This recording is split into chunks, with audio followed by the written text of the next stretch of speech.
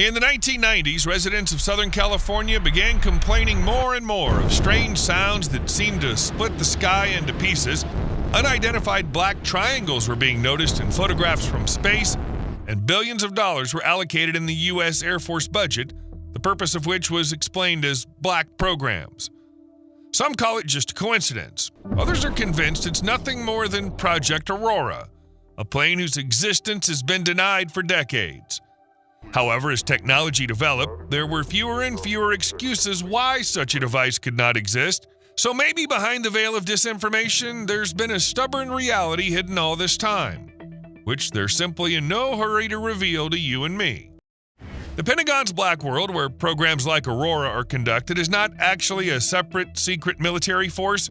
It's more like a clandestine network distributed across all the Pentagon services and other agencies.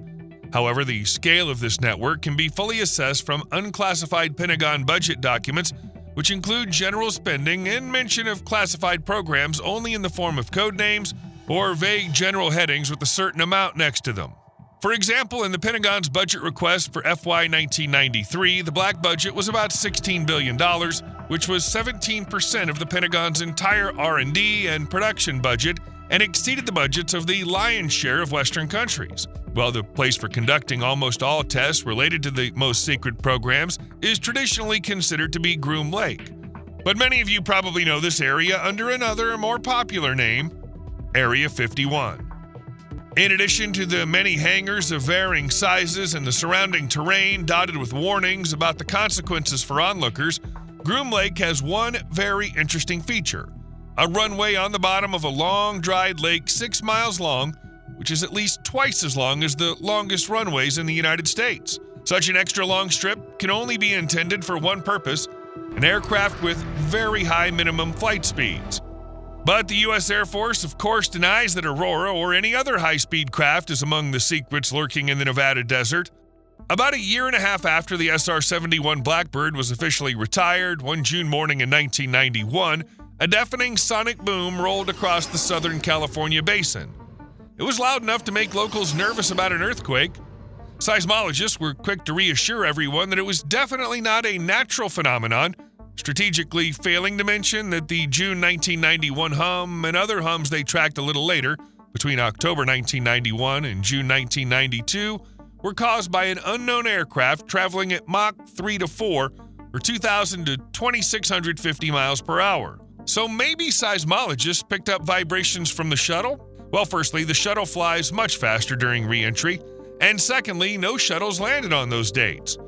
Another potential candidate capable of reaching that speed at the time was the recently retired SR-71, which had set a world speed record of 2,193 miles per hour, or Mach 3.3 back in 1976. The trajectory plotted by seismologists passed northeast over Los Angeles through the Mojave Desert on the way between Death Valley and Las Vegas, gently hinting at the Nellis test site, the largest military testing site in the Western world. Generally speaking, the public began warming up to the topic of a new high-speed spy plane back in the 1980s. For example, in the winter of 1988, the New York Times reported that the U.S. Air Force was working on a stealth reconnaissance aircraft capable of Mach 6, or about 4,000 miles per hour, citing Pentagon sources. And in early 1990, Aviation Week picked up on the story, again mentioning the mysterious aircraft that people could clearly hear at night as it regularly took off from Edwards Air Force Base. One of the magazine's readers even reported seeing the plane fly about 400 miles in 6 minutes over the Pacific Ocean. A little later in 1992, the Scottish newspaper The Scotsman reported on the terrifying noise heard by locals near the Machrihanish base, one of the most remote and inaccessible air bases in Europe. One witness reported hearing a noise so loud it was as if he were standing right underneath a military plane taking off. Note that Machrihanish was considered one of the quieter bases, used primarily as a staging area for heavily loaded C-5s and maritime surveillance aircraft patrolling the North Atlantic. Although in 1986, it was also linked to another secret aircraft, the F-117 Nighthawk. In the same year of 1992, strange contrails appeared over Amarillo, Texas, which observers described as donuts on a string, and just a few days later, similar contrails were seen near Machrihanish. Now let's go back a few years. In 1989, Chris Gibson, who was working on the Galveston Key oil rig in the North Sea and was a former member of the British Royal Observer Corps, responsible for identifying and counting aircraft over the UK, saw two F-111s escorted by an unknown aircraft in the shape of a perfect isosceles triangle with a leading edge of 75 degrees, which was slightly longer than the F-11 and was being refueled in midair by a KC-135 tanker flying nearby. It was Aurora, or what we call Aurora. All these observations led to a clear idea that the mysterious SR-91 aircraft, better known as Aurora, was ready for operation by mid-1989. And considering the fact that such ambitious aircraft are not created even in 1 year and the record-breaking altitude and speed characteristics of Aurora, the program for its creation should have begun no later than 1982.